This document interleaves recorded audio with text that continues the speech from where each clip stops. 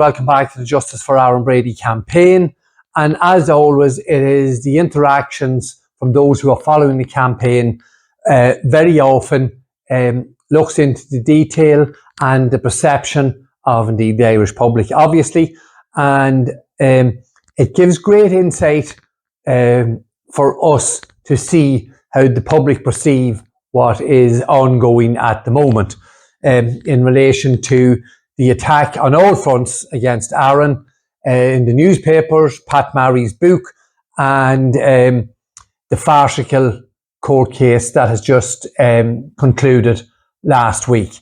So to that end, we've had a messaging, I think it was on our YouTube channel, and it comes from user, here should appear on the screen, PU5IJ9LC6Z. So we'll just call you user PU5 if you don't mind. Very, very good text and very good message, because it really shows how the media and how people perceive what is ongoing and the depths that these people will go to try and preserve the unsafe conviction of our son Aaron. So we're going to have a look through it here. So user PU5, Tony, I had great sympathy for your predicament up until this new case, but you're going around in circles this past few weeks and it's all repetition.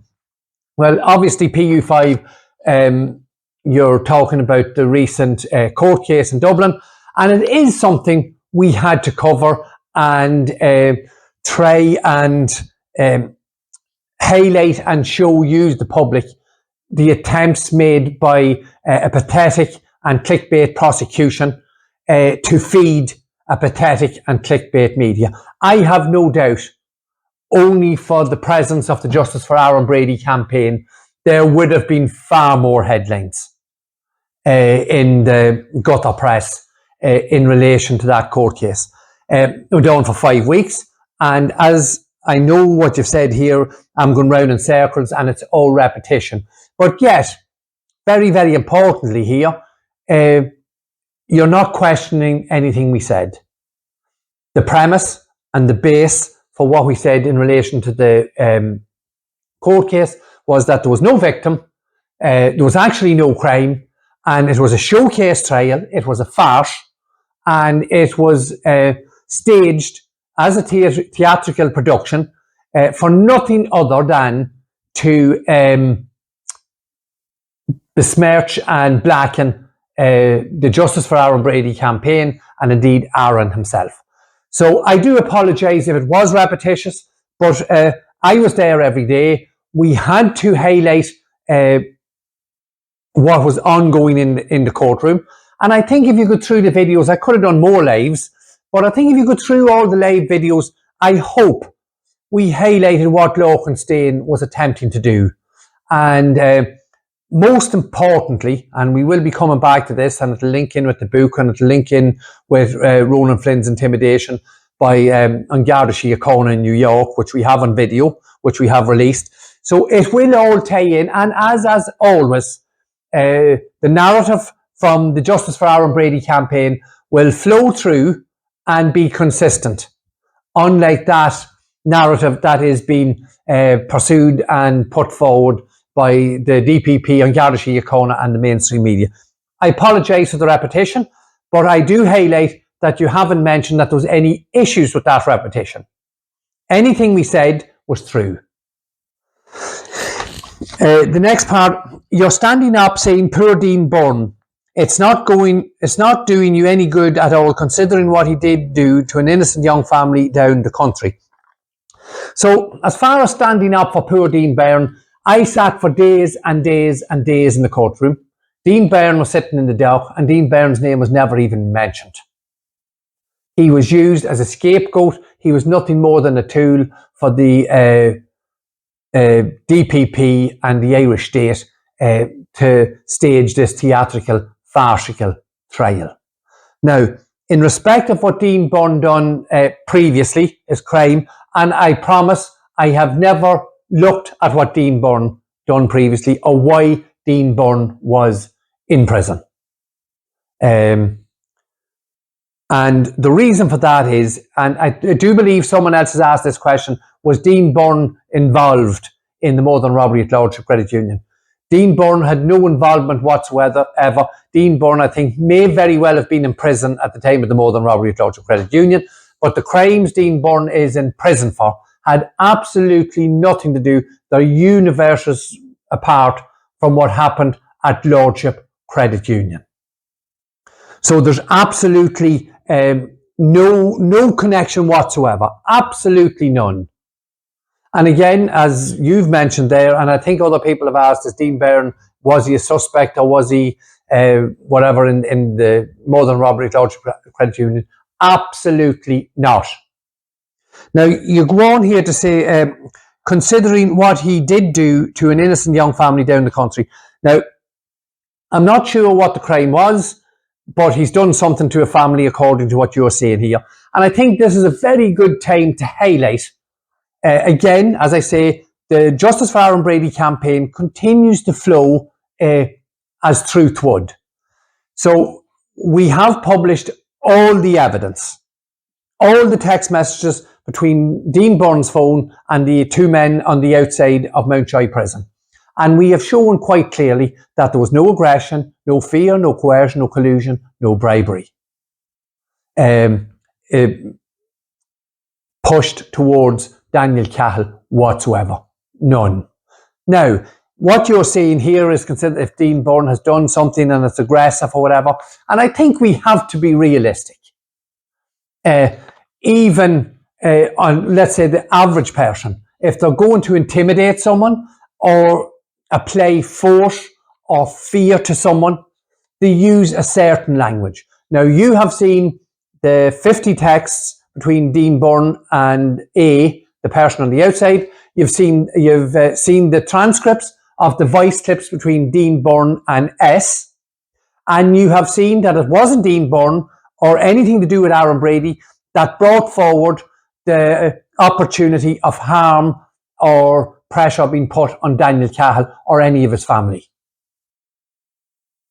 But when the person on the outside suggested, I can harm him, I'll do him harm, that was a direct quote from someone on the outside of the prison to Dean Byrne in a voice clip, I'll do him harm. And if that was the situation, if that is what was wanted by Aaron Brady, or indeed Dean Byrne for whatever reason, that would have been answered automatically, just like that. But it wasn't. So again, as these points are brought forward, we are able to show quite clearly that our story and our narrative is the truth. Or are you saying he is innocent of the crime, he is in jail for 2? Little bit of if you are a campaign follower, I never mentioned Dean Byrne's crime for why he's in prison. Never mentioned it. I've never said he's innocent, guilty, or otherwise. It's a bit of a sly dig. It's a bit of a cheap shot. I have no idea, and I promise I have not looked at Dean Byrne's crimes. Not interested. Nothing got to do with the murder of Detective Guard Adrian Donoghue. And cheap shots and snide remarks like that are nothing. I see it as nothing else, only total disrespect to a member of An Garda Síochána whose life was brutally taken during the course of a robbery at Lordship Credit Union. And never did myself or the Justice Far Brady campaign mention anything got to do for why Dean Byrne is in prison. Cheap shot. I had a great time for you up until that. Plus, that last article in Sunday World with your son wearing balaclava, among other things, and what his then girlfriend said in her statements. We will be broaching that Sunday World article very, very much so. And what was said, the pictures themselves, and all the content of that article. We have had to deal with the ongoing court case that just finished last week. And I think we are right in doing that. That's the decision we as a family made. And then we had the situation where we found the member of An Garda Síochána, WW560, who attacked Ronan on the street in New York, along with other members of An Garda Síochána. did attack a witness, and there was force used and aggression used towards Ronan by An Garda Síochána. And finally, you say, but you're not even talking about that last article, Tony. We most certainly will talk about that article. And we will talk about the book. I think at the moment, the author we're going to look at is Pat Marry's podcast with LMFM, News Talk, and then possibly some of what he said in Crime World podcast with Nicola Tallant. We'll isolate all those and some of the lies and absolute nonsense. And then we will scrutinise the book, where again we will come across the article in the Sunday World. Now, some of the pictures, and in particular, we're investigating those pictures and the condition, and we'll bring that to you as and when that's finished. But we most certainly have not forgotten about that. What I would ask yourself, PU5, or indeed any of the public watching, please go and look at either Pat Marry's book, go and look at this specific article in the Sunday World, and show us one scintilla, one iota of evidence that would suggest anyone in those pictures at a party had anything, or there was any connection to the car park at Lordship Credit Union. Now, that's a simple request, and it gives you an opportunity to come back and question the Justice for Far Brady campaign. But there was very specific reasons why Judge White did not allow that evidence, was not allowed into court. The jury never seen that, for very good reason. And a journalist like Robin Schiller, now I know he wasn't there for all of Aaron's trial, but his friend Reynolds was there, and he knows exactly why those pictures, and that's salacious, clickbait type of journalism, again, shows total disrespect for Detective Guard Adrian Donoghue. And when we bring you the facts, the details, and the statements from those who seen the balaclavas at the Northern robbery, you will see quite clearly, excuse the language, the bastard that Pat Marry is, and the nutcase he is. To put that, and there's numerous incidents of this in the book. I haven't read the book yet, but I know people have sent me clips and snippets of it that are totally contradictory to what we've said in the campaign, and we will critique the whole book. And again, the total disrespect for Detective Garda Adrian Donoghue is mind-blowing. Absolutely mind-blowing. So, PU5, thank you so much for your interaction. I do feel sorry that you have said that you were feeling until this new case, but you're going round in circles. So hopefully when you see and we give you clarity on all the points you've made there, the only thing I'm going to pull you up on again, or are you saying he is innocent of the crime he is in jail for? You're talking about Dean Byrne. We never mentioned that. Cheap shot, and again, besmirches the memory of a man who lost his life, whose life was brutally taken from him. This isn't a game. This is facts. This is details. Our lives, our son's life, has been destroyed by Pat Marry and Mark Phillips and the Irish DPP, because they know, as well as I know, Aaron Brady had nothing to do with the Northern robbery at Lordship Credit Union, and the evidence shows that quite clearly. So thank you, PU5. Please go have a look at that picture. Open the double page spread in the Sunday World. Read it. Look at the pictures. Look at all the detail in it, and come back with one point of any value or merit that could be connected to the Northern robbery at Lordship Credit Union. And I'll ask you, is it salacious? If there's nothing there, is it salacious? Is it clickbait? Is it disrespectful to everyone involved? So I think we're just going to do the LMFM podcast with Pat Murray first. So hopefully I can get dissecting that, and then we'll move forward and we'll show the book.